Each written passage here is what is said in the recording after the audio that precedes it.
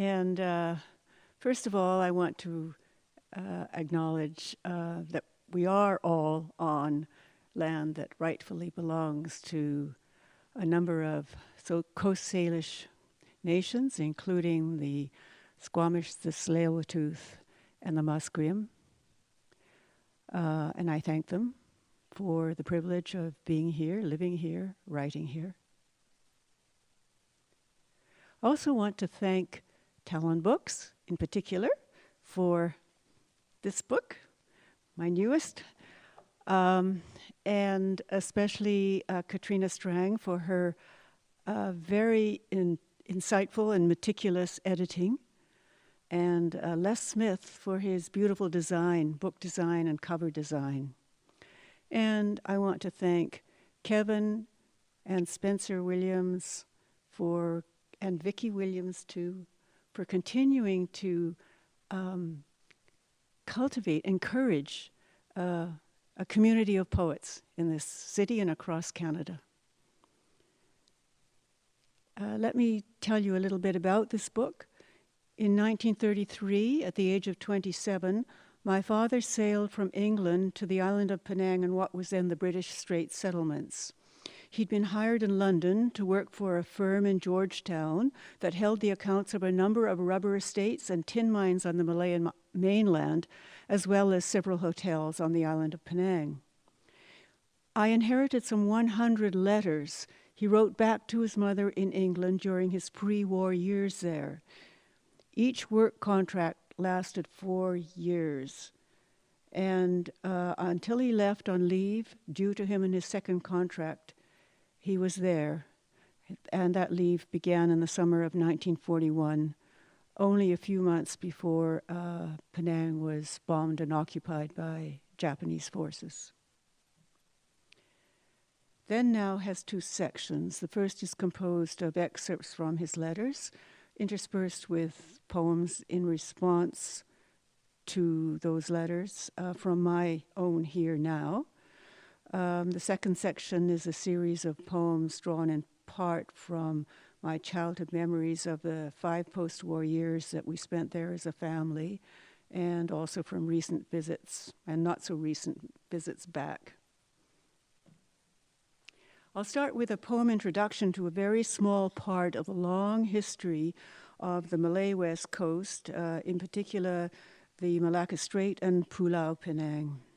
Entrance to what early Portuguese spice traders knew as Pulau Penang, north of Malacca Strait's monsoon shelter trade route, Moluccas to Madras, or Pulau Kasatu, first island to the sea Sakai, or Isle of Areca, betel nut palm, under the mainland's Kedah Sultanate. Trade rivalries meant its Tanjong Penaga stand of coastal laurel trees met Sir Francis Light's costly gold coin cannon shot, luring underpaid Indian sepoys and lascars to cut dense hardwood, clear rainforest jungle growth for Fort Cornwallis, that British East India Company outpost, then Prince of Wales Island, a town rapidly growing, Hokkien, Malay, Tamil, Euro, entrepot, trade rival Malaccas, but Georgetown's shallow harbor, hosting high-prowed junks, triple-masted Indiamen sail,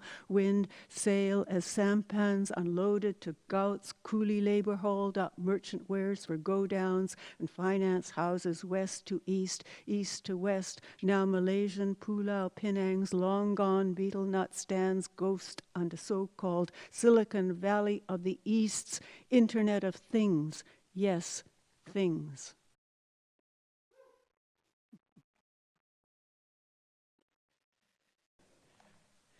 So this is the first letter in the book.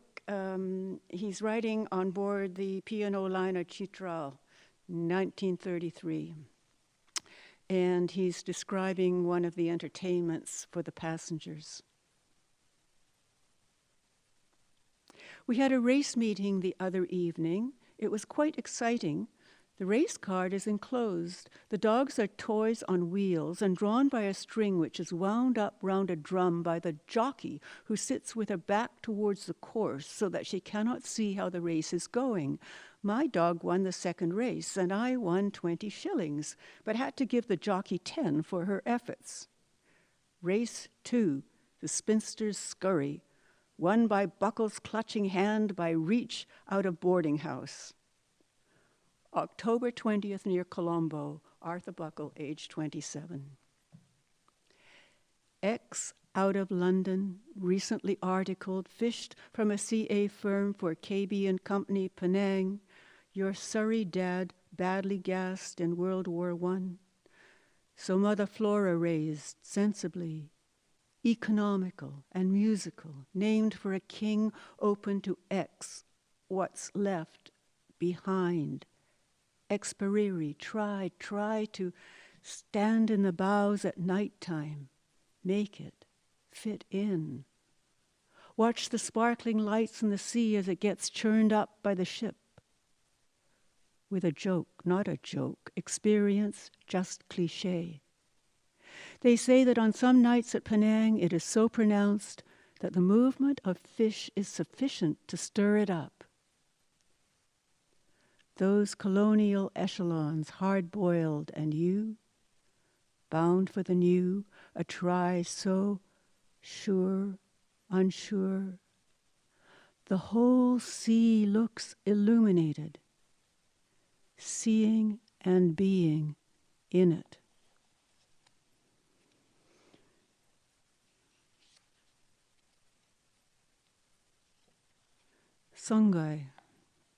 Sungai stream. In Sungai Bakap lived the Key family, and last weekend was the anniversary of the death of the founder of the family out here. In consequence, they had a celebration to unveil a memorial tablet in the ancestral hall. It lasted 3 days, and 700 guests were invited. I went with Noble's brother and was disappointed to find that, owing to the number of Europeans there, we had a special table where European food was served. July 7th, 1934. Shark's fin soup you wanted to taste. That evolutionary survivor, pre-dinosaur, the whole fish. Young men kill for a fin, for survival cash. Survival of the fittest. We found that their home was somewhat in the style obtaining in northern China. It was enclosed in walls. Inside was a big courtyard round which were built terraced houses. There was a central hall where the eldest member of the family lives, and there we were introduced to the brothers, sons, grandsons, etc. It appears that the whole family lives in this block of buildings. When one of the menfolk marries, he is allotted one of the terraced houses, and this is his home. Although there was a big crowd assembled, they were all men. The womenfolk are kept very much in the background. This I noticed in particular when we went into the house of one of the sons. There were 5 or 6 of us talking and drinking in the front room, which opens direct off the common courtyard, and the women stood and watched us from the doorway of an inner room. Outside the central hall, a stage had been built and a Chinese wayang or play was being performed. It lasts for 3 days and is performed for about 6 hours each day. How's that for G.B. Shaw? Needless to say, the whiskey flowed too freely, and I left with a bad headache. Not to drink continuously is considered unfriendly. Taste against taste, socio-cultural tradition and slow evolution, slower still exported. Straight settlements then, simply history now. Penang TripAdvisor shows 2007 photo of reception hall. Dato Ki Pek Chun Deto honorific, presenting her family's intricate carved niche, a row of ancestral tablets, one of which you saw some 80 years ago. While these late days in Sungai Bakap, Airbnb presents some studio room for rent. Snoopy Dog, a snooze in black and white on a goodnight wall. Zzz stream from its mouth. As if no harm, none of human making could come.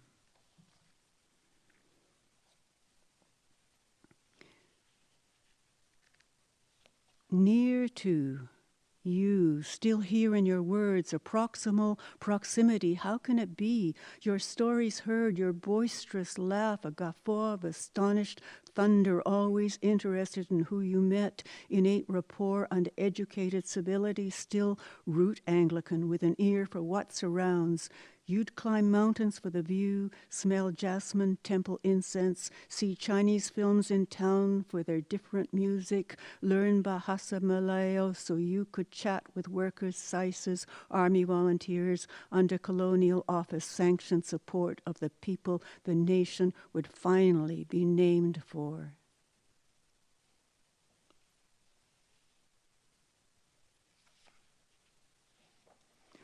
A more serious turn.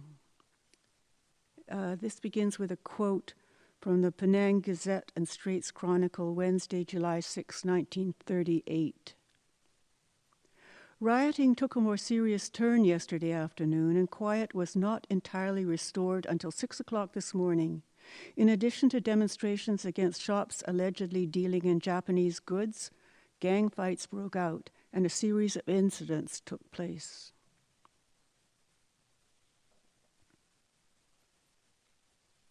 I'm just going to read part of the letter. By daybreak, we were on guard at the Central Police Station, feeling very hungry and tired. I should explain that he became an army volunteer, and the volunteers were called in sometimes when the police couldn't handle everything and needed a break, and that's what happened in this case. By daybreak, we were on guard at the Central Police Station, feeling very hungry and tired. I didn't have time to lay my hands on anything to eat, but I was grateful for the coffee. The next 5 hours we spent patrolling the town in lorries, looking for trouble, but the rioters soon saw the game was up. They gathered in a couple of places, but were spotted by patrols before they could get going, and by midday, everything had quietened down again. Moreover, by then, some of the police had some sleep, so we were relieved of our duties in time to put in an afternoon's work in the office. I don't know when I have ever slept so soundly as I did on Wednesday night. July 10th, 1938. Ripple effects along the long South China Sea news line from December's Japanese massacres at Nanjing, still homeland capital to many, Peranakan. Whose relatives? Who's selling what to survive? Who's in collusion? Who's against what's not yet foreseen? You in one of 3 infantry units of B Khoi, the main fighting force of Penang volunteers, along with Chinese and Malay units. You uneasy, looking north. Battlemang equipped with 2 6-inch guns for attack by sea, so-called Fortress Penang. Not one anti-aircraft gun, no vision of Mitsubishi bomber capacity. Then I'll read a couple from the second section called Memory Montage. This is the first poem in there. It's the only short line poem in the section.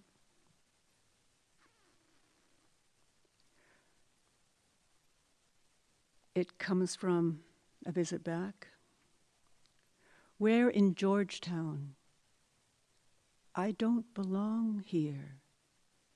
Body responds, opening up, out to in, all in embrace of air. Thick with stir-fry, fruit rot, harbor sludge, incense sticks, smoke, motorcycle, exhaust prevalent now. Heat memory site, come home to root, trace. Here in the else, where, here also from, a fractured complex. Stir, fry. Noodling, who loved that phrase among the knotted past acoustic memory tossed from Charquay as what tag ends on scrolling dense savors stress or pitch like garlic fried in that particular oil's not palm illumined rank of puja jugs in light off harbor quay, the jetty shrine small candle float hiatus in the stroll, each phrase unwinds, no chopstick comma interrupts the noodle line, but tiao distinct unreplicated prawn curl leaves, tail ends intact, no small cockles. Here, yes, bean sprouts, high five, Kiefer's Supermart, had chives, long flower budded green and gone with high-rise sprout deleting, market style, but chili, yes, Charquay tiao sliced, lap chiong for sprouts, hold chives, till last black skillet bounce on open flame, its eye size plus practice years, all ears for sizzle tag ends memory stirs to deftly tip the mound on plate. And finally, this is one that I wrote just after my last visit back. I was back home in Vancouver, but I wasn't really home yet. The Astoria is a Hotel Astoria on Hastings Street. L'heure bleue is the photographic name for morning's twilight, when dawn is just about to happen and the light is both dark and faintly lit. L'heure bleue. Below freezing warm red mist off Astoria's all-night sign, cut by house roofs, here one bright back porch, 2 rooms aglow, alley, dark bulk of mountains, apparition snow, half lit. Here, atmospheric scattering of the not yet. Can't find my way back to monsoon heat with S who walks faster through Chulia Street's motorbike, zipped by parked cars, cement blocks, dodgy underfoot, tiled walkways, crammed bike by rattan seat, gray husky chained to a platform, backpackers chat up, resident eaters snack at white coffee or kedai or cappuccino. She's looking for bihun, me for Charquay tiao.